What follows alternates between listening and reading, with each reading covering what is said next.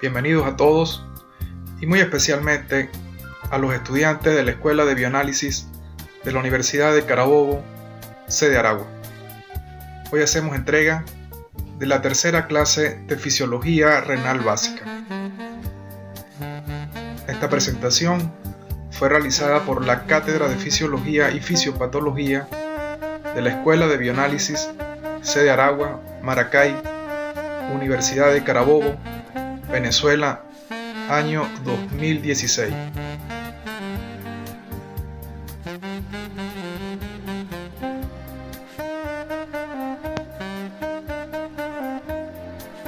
En la clase pasada hablamos acerca del segundo aspecto a estudiar dentro de la clase de Fisiología Renal Básica. Ese segundo aspecto es lo referente a filtración glomerular. Allí se habló de las características más importantes de la membrana de filtración y también acerca de los elementos que podían filtrarse y cuáles no. Hoy concluiremos el estudio referente a la filtración, revisando y explicando el concepto de tasa de filtración glomerular y las variables que operan de manera conjunta para que ocurra la filtración. Finalizaremos explicando una prueba que se puede realizar en un laboratorio clínico que permite estimar la tasa de filtración glomerular. Esa prueba se denomina depuración de creatinina. Sin más preámbulos, comencemos.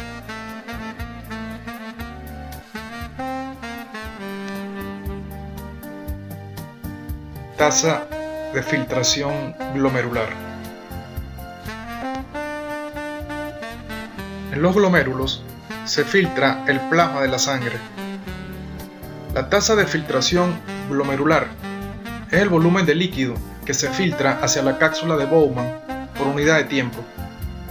En promedio es de unos 125 mililitros por minuto aproximadamente, por lo que sería lo mismo 180 litros por día.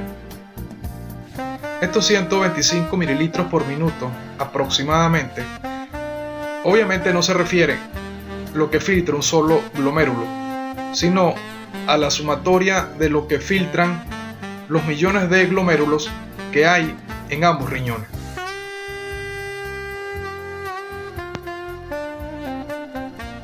Cuando estudiamos el primer tema de compartimientos corporales y mecanismos de transportes, uno de estos mecanismos revisados fue la filtración. Cuando hablamos de flujo de filtración, hablamos de un volumen filtrado en una unidad de tiempo específica. Por ejemplo, mililitros filtrados en un minuto o litros filtrados en 24 horas. La fórmula que tenemos en la imagen explica las variables de las cuales depende el flujo por filtración. Tenemos el coeficiente de conductividad hidráulica y esto va referido a qué tan permeable es el capilar para permitir la filtración. En el caso de los capilares glomerulares, como ya hemos visto, son muy permeables. A es el área total disponible para la filtración y esto se corresponde al área total de los millones de capilares glomerulares que existen en ambos riñones. Y delta P es la diferencia de presión entre las dos caras de la superficie filtrante.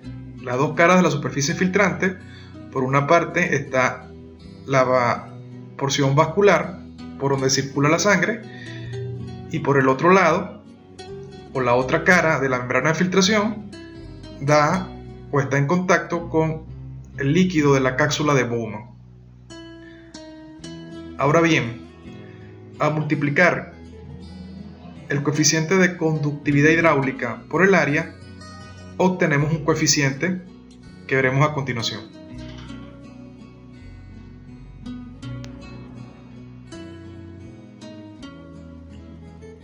De esta manera, en la fórmula el flujo por filtración quedaría como el coeficiente de filtración multiplicado por la diferencia de presión entre las dos caras de la superficie filtrante. Esta última variable la vamos a estudiar con más detalle más adelante.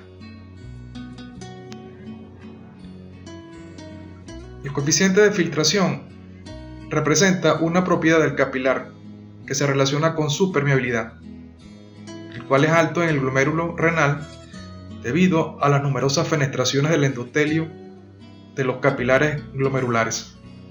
En la imagen podemos recordar la estructura de la membrana de filtración. Recuerden que desde la parte interna hacia la cápsula de Bowman tenemos primero el endotelio fenestrado, el cual está recubierto por la lámina basal y esta a su vez por el diafragma presente en las rendijas de filtración entre las prolongaciones de los podocitos.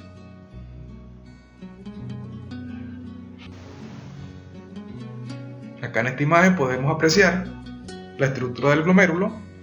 Ubiqué allí la arteriola aferente que irriga de sangre a los capilares glomerulares. Es aquí donde ocurre entonces la filtración y el líquido filtrado pasa hacia el espacio de la cápsula de Bowman.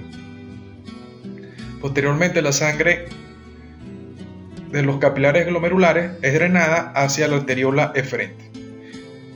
El líquido que está contenido en la cápsula de Bowman pasa entonces hacia la luz del túbulo contorneado proximal.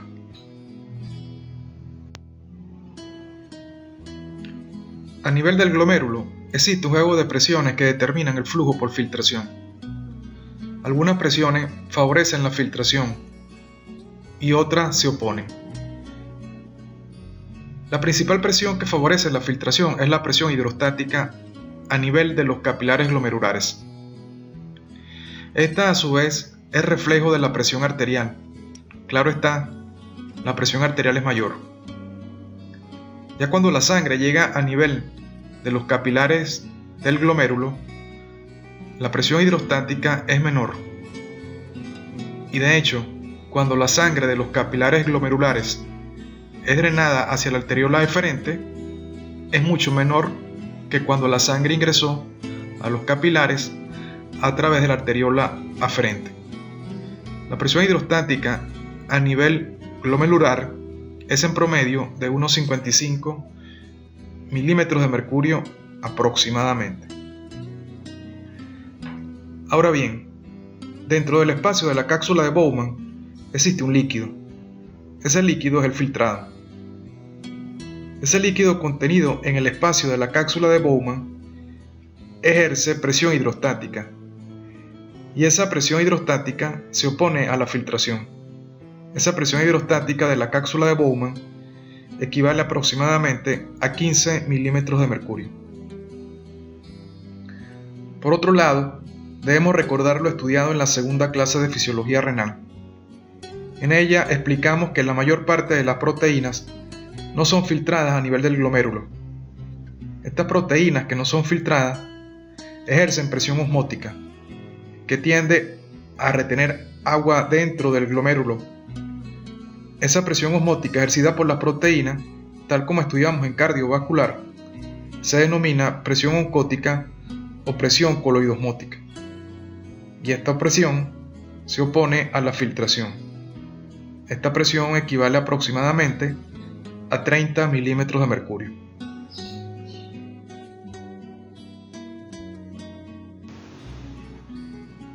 Esta imagen nos permite recordar la estructura de la membrana de filtración. Recuerden que la membrana de filtración está formada por el endotelio fenestrado, la lámina basal y la rendija de filtración formada por las prolongaciones de los podocitos.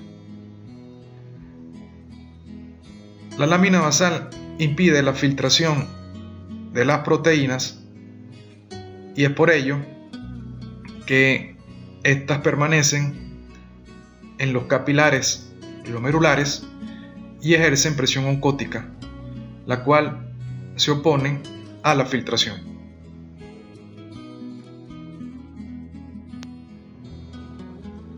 Esta imagen nos permite recordar la estructura tridimensional de la lámina basal. La lámina basal es una red formada por una serie de proteínas y proteoglicanos, dentro de la que destacan la laminina, el nidógeno, el colágeno tipo 4 y el proteoglicano perlecan, que es rico en un glicosaminoglicano que es el heparansulfato. El heparansulfato confiere cargas eléctricas negativas a la lámina basal, y estas cargas eléctricas negativas repelen la mayor parte de las proteínas plasmáticas. Es por ello que las proteínas plasmáticas no son filtradas, o la cantidad que se filtra es extremadamente pequeña. Recuerden que el manejo renal de la proteína fue estudiado en la segunda clase, y allí se explicó que la poca cantidad de proteína que logra ser filtrada es reabsorbida por pinocitosis, en su mayor parte a nivel del túbulo contorneado proximal. Estas proteínas que no son filtradas y permanecen en la luz de los capilares del glomérulo son las que ejercen la presión oncótica que se opone a la filtración a nivel del glomérulo.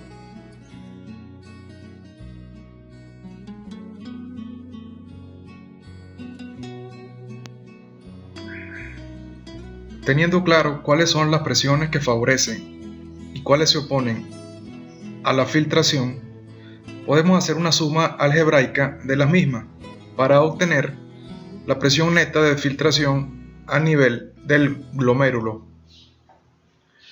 La presión hidrostática en el capilar glomerular equivale a 55 milímetros de mercurio aproximadamente. A esta se opone la presión coloidosmótica, que equivale a 30 milímetros de mercurio, y la presión hidrostática en la cápsula de Bowman, que equivale a 15 milímetros de mercurio. Al hacer la suma algebraica, el valor de la presión neta de filtración es de 10 milímetros de mercurio. Esta sería entonces la presión que va a permitir que ocurra un filtrado a nivel del glomérulo.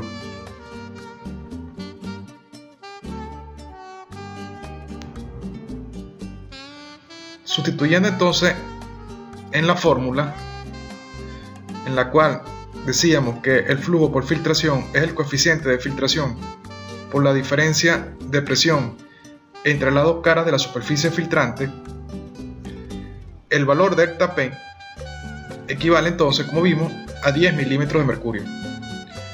El valor de coeficiente de filtración a nivel de los capilares del glomérulo es de 12,5 mililitros minuto milímetros de mercurio.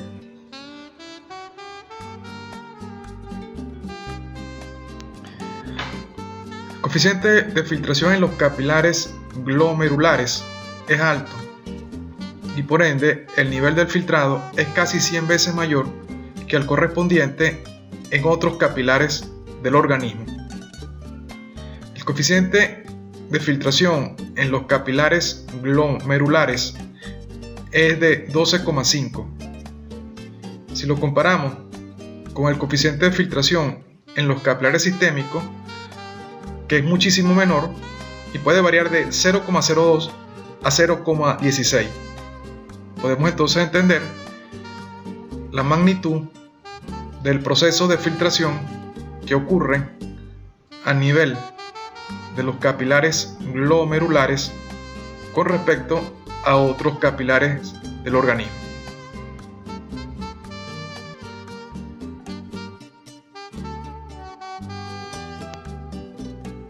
Al multiplicar el valor del coeficiente de filtración a nivel de los capilares del glomérulo, el cual equivale a 12,5, por la presión neta de filtración, o lo que es lo mismo, la diferencia de presión entre las dos caras de la superficie filtrante, que como ya vimos equivale a 10 milímetros de mercurio, el valor obtenido da 125 mililitros por minuto. Esto es la tasa de filtración glomerular que explicamos al inicio de la presente clase.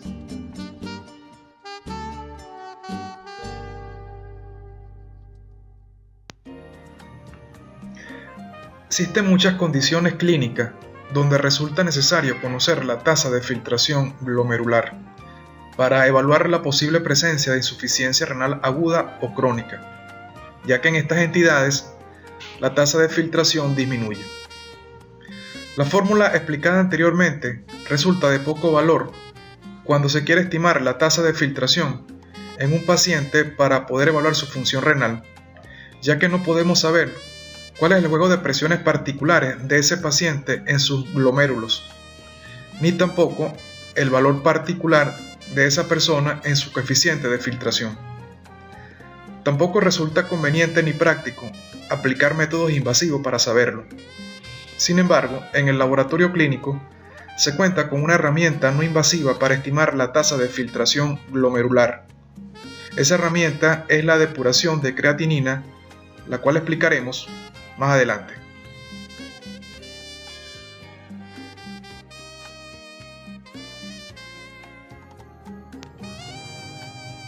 Medición en el laboratorio clínico de la tasa de filtración glomerular. Prueba de depuración de creatinina.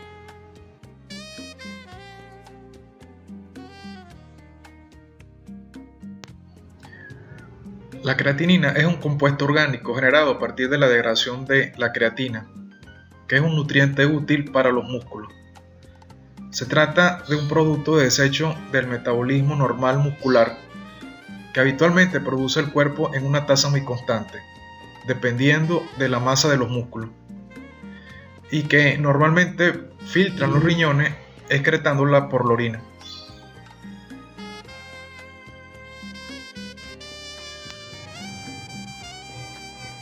La creatinina se filtra libremente a nivel del glomérulo renal, no se reabsorbe y aunque los túbulos renales la secretan, lo hacen en una cantidad mínima.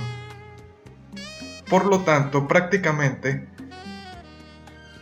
la masa de creatinina filtrada en la unidad de tiempo resulta ser prácticamente igual a la masa de creatinina excretada en la misma unidad de tiempo. Es por ello que aplicamos la siguiente igualdad. Masa de creatinina filtrada en una unidad de tiempo es igual a la masa de creatinina excretada en una unidad de tiempo. La concentración de una solución es la proporción o relación que hay entre la cantidad de soluto, es decir, la masa, y la cantidad de disolvente, donde el soluto es la sustancia que se disuelve. El disolvente es la sustancia que disuelve al soluto. Es lo que tenemos en la fórmula. Concentración es masa dividido entre volumen. Si en esta fórmula quisiéramos despejar la masa, entonces el volumen pasaría al lado contrario multiplicando. Y nos quedaría que masa es concentración por el volumen. Ahora bien, recordando la igualdad que vimos en la lámina anterior, donde decíamos que la masa de creatinina filtrada en una unidad de tiempo es igual a la masa de creatinina excretada en una unidad de tiempo, si nosotros en esta igualdad quisiéramos sustituir la fórmula de masa, nos quedaría de la siguiente manera.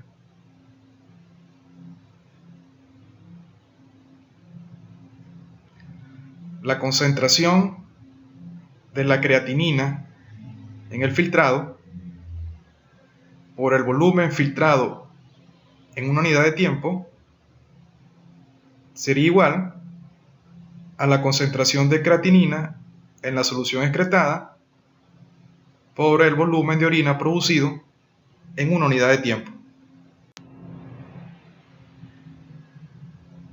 La concentración de la creatinina en el filtrado es igual a la concentración de creatinina en la sangre, ya que la creatinina se filtra libremente. Por lo tanto, la concentración de creatinina a nivel sanguíneo es la misma que la concentración de creatinina en el filtrado que está en la cápsula de Bowman. El volumen de orina producido en una unidad de tiempo va a depender qué unidad de tiempo estemos usando y lo pudiéramos remitir a 1 minuto o a 24 horas. La concentración de creatinina en la solución excretada se refiere a la concentración de creatinina en la muestra de orina. El volumen filtrado en una unidad de tiempo se corresponde entonces a la tasa de filtración glomerular, es decir, la cantidad de líquido que se filtra en los glomérulos en un tiempo determinado.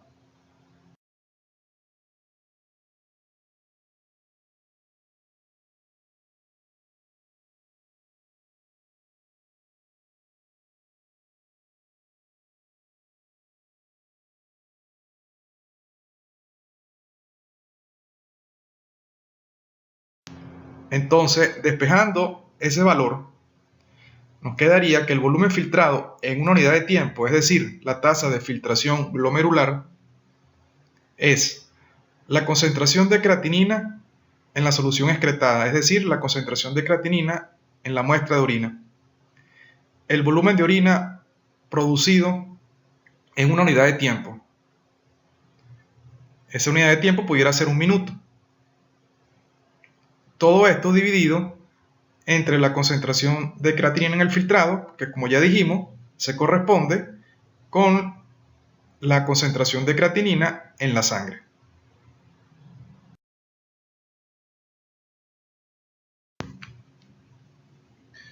Bien, la mejor manera de aprender a usar la fórmula que analizamos anteriormente es trabajando con ella. Por esto, imagina que usted está trabajando en un laboratorio clínico y llega un paciente con una orden médica para realizarse una depuración de creatinina. Y usted lo debe asesorar. Usted debe indicarle que debe tomar una muestra de orina de 24 horas. Y lo recomendable es que empiece la recolección en horas de la mañana del día siguiente, por ejemplo a las 6 de la mañana. Le debe indicar que debe conseguir un recipiente limpio con una capacidad suficiente para contener el volumen de orina de todo un día. Deberá recoger la orina durante 24 horas y luego acudir al laboratorio en ayunas con la muestra de orina y en el laboratorio se le tomará una muestra de sangre.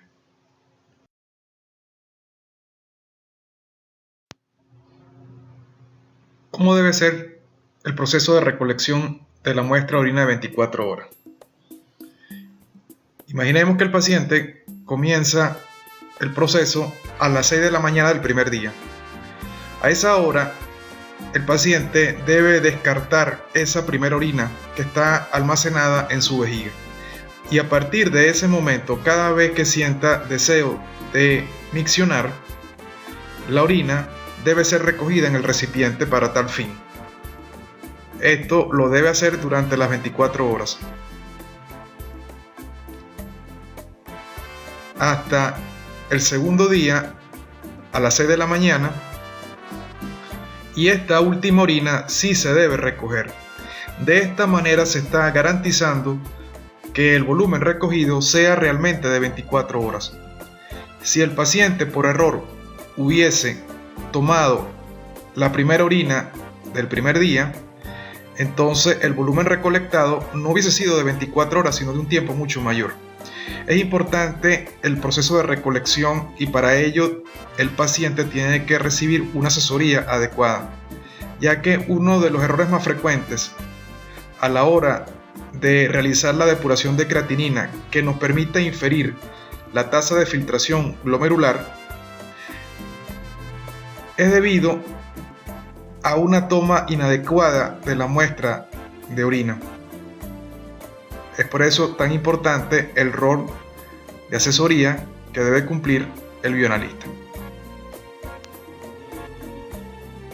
El paciente lleva la muestra de orina de 24 horas y en ayunos se le toma una muestra de sangre. Imaginemos que este paciente recolectó un volumen total de 1500 mililitros de orina. A esto, posteriormente, con una serie de análisis que explicaremos más adelante, se le determinó una concentración de creatinina en esta orina de 105 miligramos por decilitro.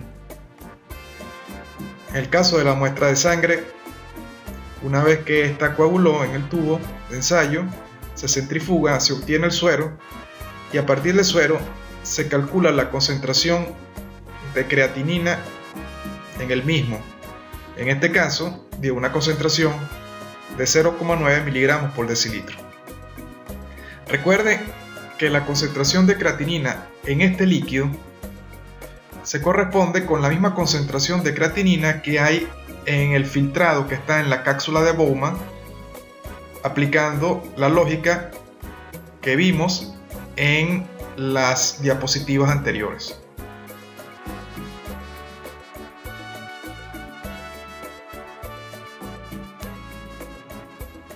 De acuerdo a la fórmula que analizamos anteriormente, el volumen filtrado en una unidad de tiempo, es decir, la tasa de filtración glomerular, es igual a la concentración de creatinina en la solución excretada por el volumen de orina producido en una unidad de tiempo entre la concentración de creatinina en el filtrado. ¿Cuál es la concentración de la creatinina en la solución excretada? Fue lo que se calculó en el laboratorio clínico por las técnicas previamente estandarizadas por las casas comerciales, en la cual la concentración de creatinina en la muestra de orina de 24 horas es de 105 miligramos por decilitro. ¿Cuál es la concentración de creatinina en el filtrado? Como explicamos, la creatinina se filtra libremente a nivel de los capilares glomerulares. La concentración de creatinina en el filtrado, por lo tanto, es la misma concentración de creatinina en la sangre. Al paciente se le tomó una muestra sanguínea y una vez que se coaguló y se centrifugó, se obtuvo el suero. A partir de este suero se determinó la concentración de creatinina en la sangre, que por lo tanto es la misma concentración de creatinina en el filtrado. Y luego de los análisis correspondientes se obtuvo una concentración de 0,9 miligramos por decilitro. Ahora bien, el volumen de orina, es importante saber qué volumen se va a colocar. En la práctica clínica diaria, cuando se reporta la tasa de filtración glomerular o depuración de creatinina, se expresa en tantos mililitros filtrados en un minuto. Por lo tanto, en este punto no se puede colocar el volumen total de orina recogido en 24 horas. Allí hay que colocar el volumen de orina excretado en un minuto. Y este volumen de orina excretado en un minuto se calcula a partir del volumen total de orina, que es 1500 mililitros. Veamos la siguiente diapositiva para explicarlo.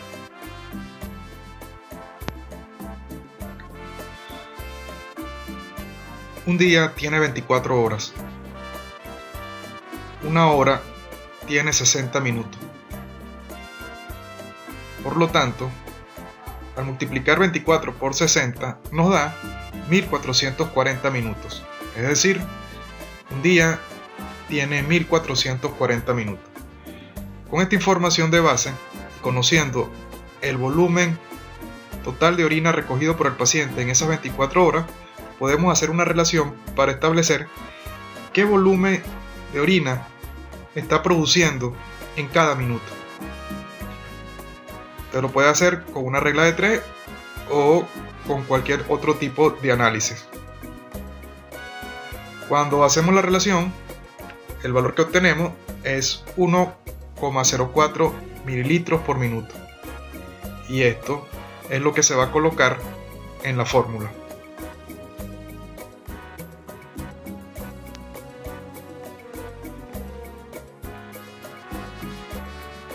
Ahora ya tenemos todos los elementos de la fórmula que nos va a permitir determinar el volumen filtrado en una unidad de tiempo, es decir, la tasa de filtración glomerular, también conocido como depuración de creatinina.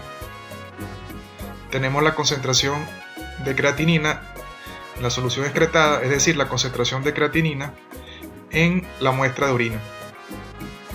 Tenemos el volumen de orina producido en un minuto, que es 1,04 mililitros por minuto.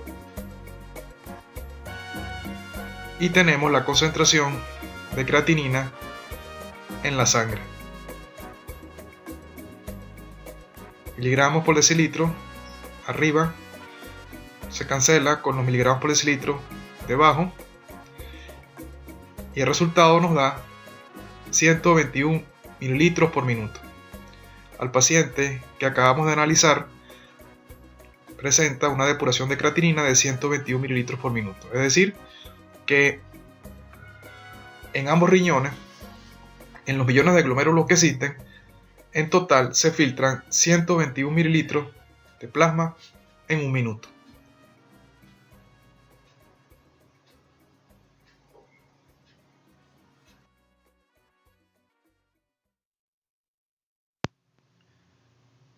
El resultado anterior debe normalizar el filtrado glomerular a una superficie corporal de 1,73 metros cuadrados, que es el estándar internacional.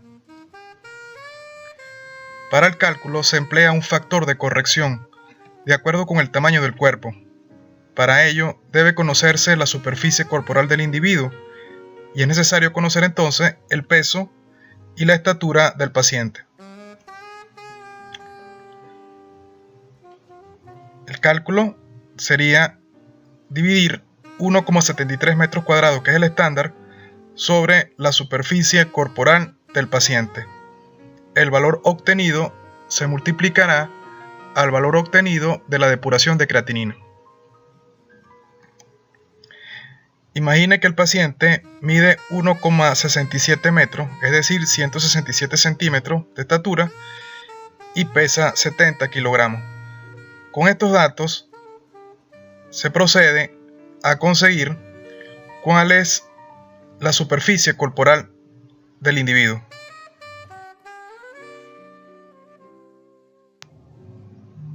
Con el nomograma de Du Bois podemos calcular la superficie corporal.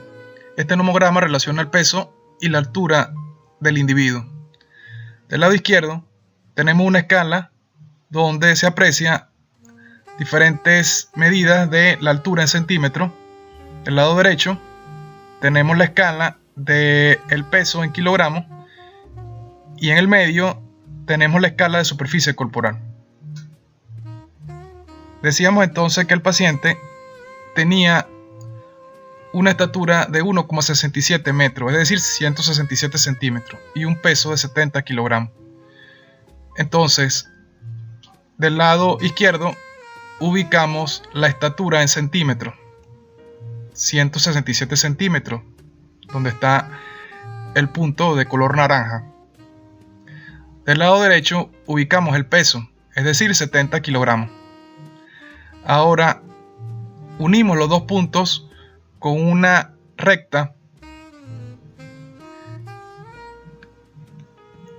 y el punto donde corta esta recta en la escala del medio, a ese valor se corresponde la superficie corporal en metros cuadrados. En este caso es 1,8 metros cuadrados.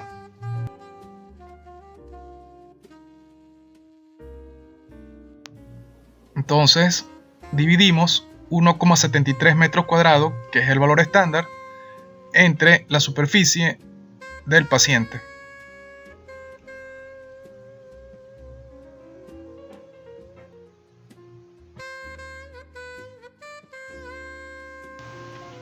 En este caso, el valor obtenido fue 0,9611. Lo que hacemos entonces es multiplicar el valor obtenido en la depuración de creatinina, que en este caso fue 121 mililitros por minuto, por 0,9611. Y esto nos da un valor de 116 mililitros por minuto por cada 1,73 metros cuadrados. De esta manera, normalizamos la tasa de filtración glomerular a una superficie estándar de 1,73 metros cuadrados.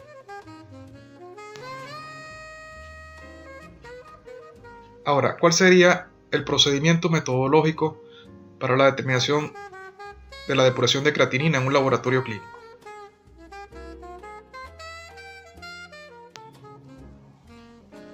En primer lugar, tomar una muestra de sangre al paciente en ayuno. Una vez que la sangre se ha coagulado, se centrifuga y se obtiene el suero. Por otro lado, el paciente previamente tuvo que haber recogido una muestra de orina de 24 horas por el procedimiento anteriormente explicado.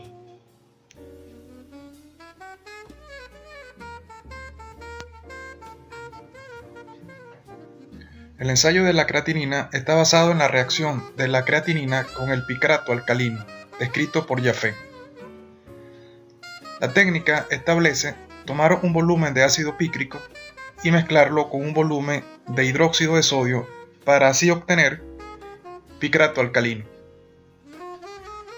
Luego de esto, se toma una muestra del suero y se coloca en la solución para que la creatinina reaccione con el picrato alcalino, formando un complejo rojizo. La intensidad del color formado es proporcional a la concentración de creatinina en la muestra ensayada. La intensidad de este color es medido en un espectrofotómetro.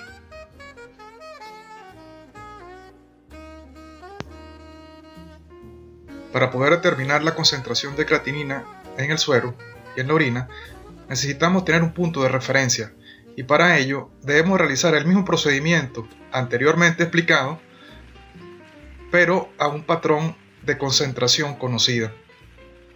Se transfiere la misma cantidad que se hizo de suero, se transfiere del patrón a la solución de picrato alcalino y la intensidad del color también se va a medir en un espectrofotómetro.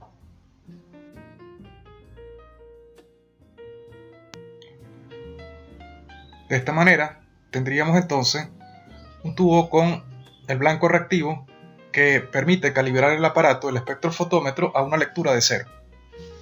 Por otro lado, tendríamos un tubo de ensayo con el paciente y otro con el patrón. En el espectrofotómetro se medirá la absorbancia de luz tanto del paciente como del patrón. El fundamento de la espectrofotometría será estudiado por ustedes en la asignatura Análisis Instrumental en el segundo año de la carrera. En esta se sabe que un haz de luz monocromático incide sobre una cubeta donde está la solución, bien sea del paciente o del patrón. Esta solución absorbe luz, por lo tanto, el rayo que emerge de la cubeta tiene menor intensidad que el rayo que incidió. Un detector permite determinar esto y da lecturas en absorbancia. Se debe calcular un factor. El factor resulta de dividir la concentración del patrón, cuya concentración se conoce, y esto se divide por la lectura en absorbancia del patrón. Para determinar la concentración de la muestra, se multiplica dicho factor por la absorbancia de la muestra.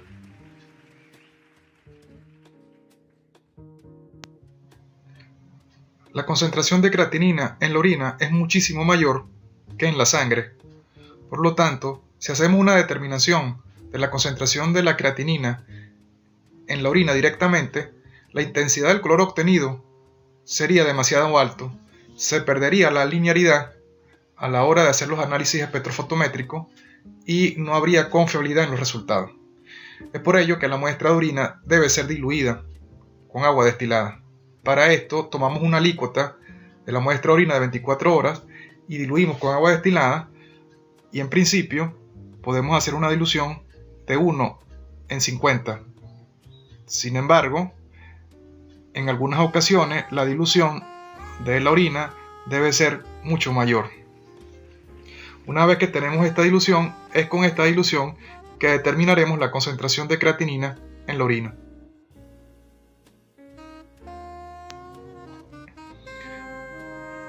Aplicaremos el mismo procedimiento explicado anteriormente y una vez que medimos en el espectrofotómetro la absorbancia, para obtener la concentración multiplicamos la absorbancia de la muestra diluida por el factor y esto a su vez lo multiplicamos por 50, que fue la dilución que aplicamos. Si la dilución hubiese sido diferente, colocamos entonces allí el valor de dicha dilución.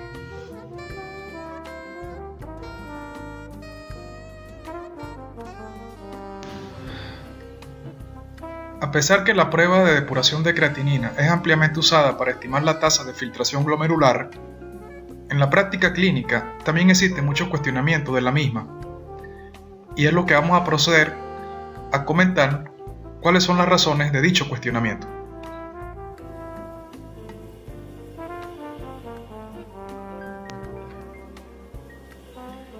Cuando se evalúa la filtración glomerular con la depuración de creatinina, el principal problema es la variación en la secreción tubular, que pueden infra- o sobreestimar el filtrado glomerular. También la recogida incorrecta de la orina hace impreciso el cálculo de depuración de creatinina.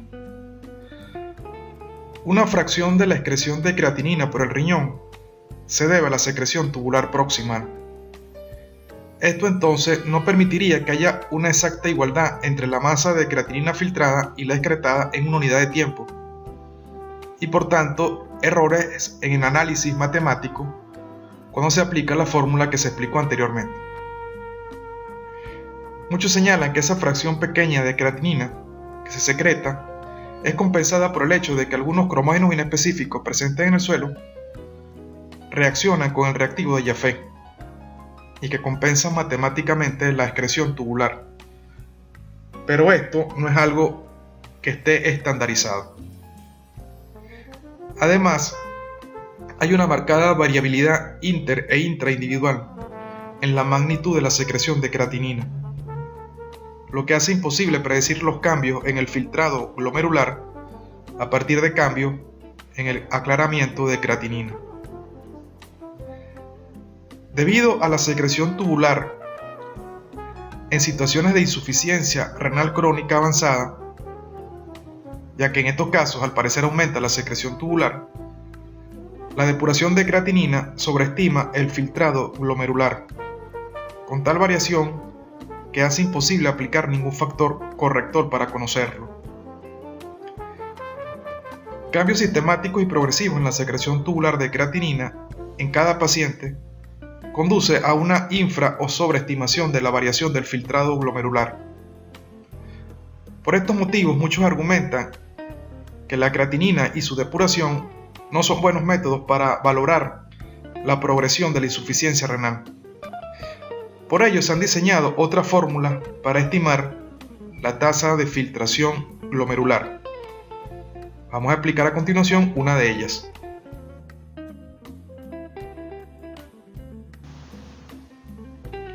Existen más de 40 ecuaciones para estimar el filtrado glomerular, publicadas hasta la fecha. Pero los algoritmos más difundidos para estimar el filtrado glomerular en adultos son el del Cockcroft-Gault y el del MDRD. La primera se basa en la premisa de que la producción diaria de creatinina es 28 miligramos por kilogramo cada día, con una disminución de 0,2 miligramos por cada año de edad. La depuración de creatinina por la fórmula de Cockcroft y Gault es menor a medida que aumenta la edad, ya que para un mismo valor de creatinina sérica, el filtrado glomerular puede variar más del 50% según el sexo y la edad del paciente. El sexo, la edad y pesos son factores conocidos que deben considerarse en la evaluación de la función renal.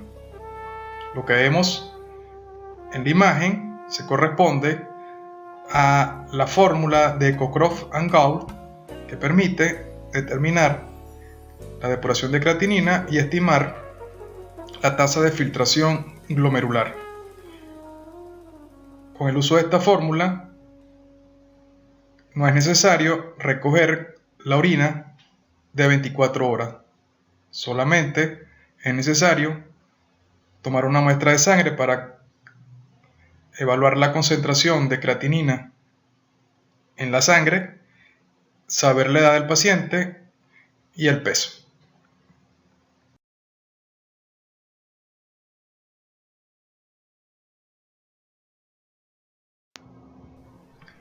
Otra prueba que permite evaluar el funcionalismo y la filtración a nivel renal es la determinación sanguínea de citatina C.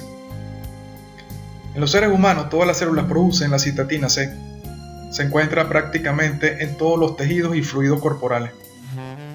Es un potente inhibidor de proteinasas lisosomales, que son las enzimas que descomponen las proteínas. Y la citatina C también es una de las más importantes inhibidores extracelulares de proteasa de cisteína.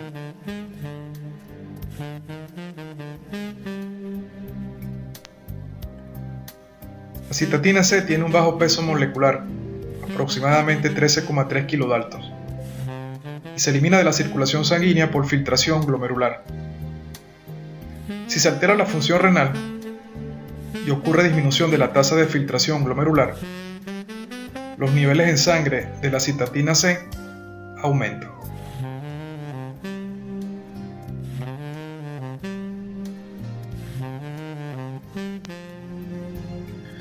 Una de las maneras de evaluar la función renal y ayudar al diagnóstico de insuficiencia renal es precisamente a través de la evaluación de la tasa de filtración glomerular, bien sea con la depuración de creatinina o con las otras opciones disponibles.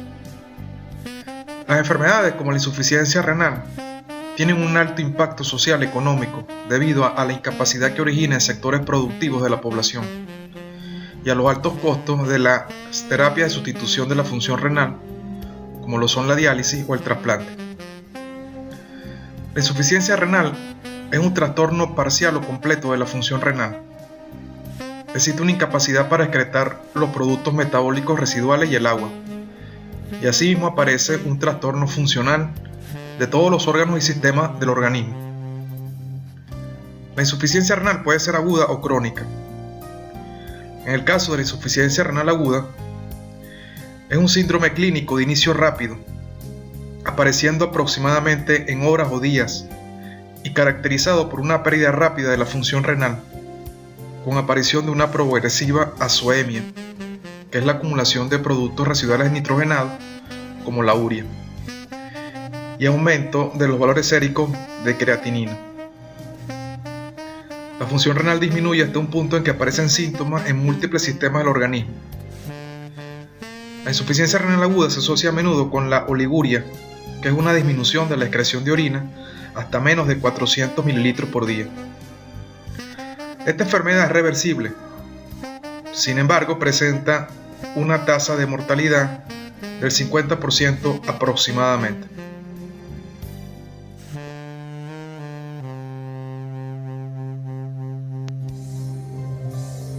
Las causas de insuficiencia renal aguda son múltiples y complejas.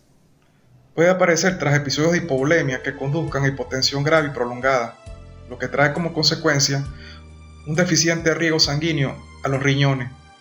Esto trae consigo entonces una disminución del aporte de oxígeno al mismo y puede producir daño renal. Además, al disminuir el flujo sanguíneo en los riñones, también disminuye el filtrado. Existen muchas situaciones que pueden conducir a hipovolemia y por lo tanto a hipotensión.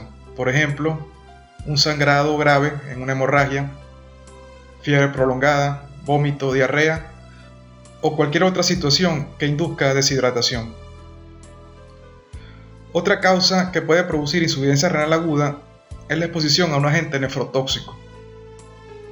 Las dos causas más comunes de la insuficiencia renal aguda son la isquemia renal prolongada y las lesiones nefrotóxicas que producen oliguria. La insuficiencia renal aguda también puede deberse a otros cuadros clínicos, como los traumatismos, la sepsis, la administración de sangre a un receptor de un grupo diferente al del donante y lesiones musculares graves.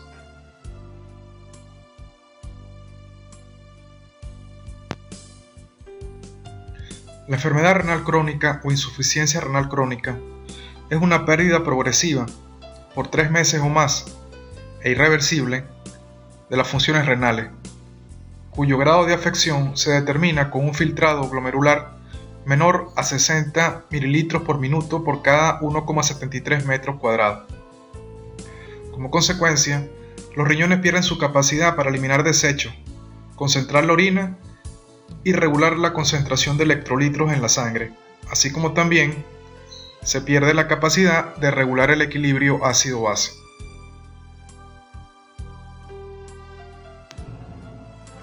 Existen muchos factores de riesgo que pueden conducir a insuficiencia renal crónica. Los más comunes son la diabetes mellitus con inadecuado control metabólico, la hipertensión y la enfermedad de los riñones poliquísticos.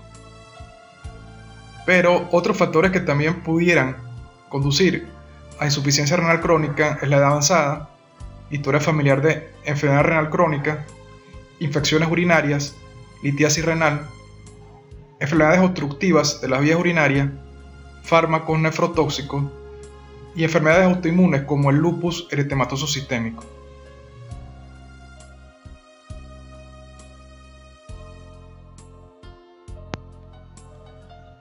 La insuficiencia renal crónica consiste en una destrucción progresiva e irreversible de las nefronas de ambos riñones. Los estadios se definen según el grado de función renal, existiendo hasta 5 estadios, que es lo que observamos en la tabla de la imagen. Cuando la velocidad de filtración glomerular es inferior a 15 ml por minuto, ocurre su último estadio, que se trata de la enfermedad renal en estadio terminal. En esta fase el tratamiento renal es sustitutivo, necesitándose diálisis o trasplante para la supervivencia del paciente. Una persona puede sobrevivir sin necesidad de diálisis incluso tras haber perdido más del 90% de las nefronas. Debido a la falta de alteraciones notables, el sujeto puede atravesar diversos estadios de la insuficiencia renal crónica sin saberlo.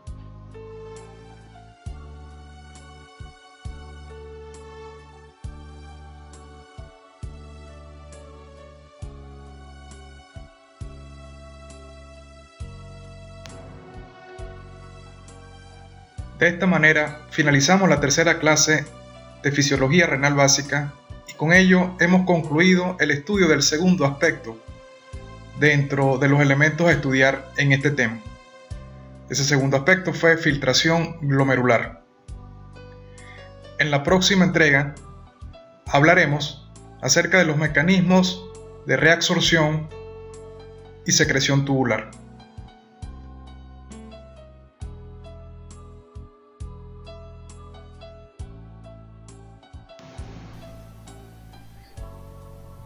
Esperando que esta tercera clase de Fisiología Renal Básica haya sido de su total provecho, la Cátedra de Fisiología y Fisiopatología de la Escuela de Bioanálisis de Aragua, Maracay, Universidad de Carabobo, Venezuela, se despide hasta una próxima entrega.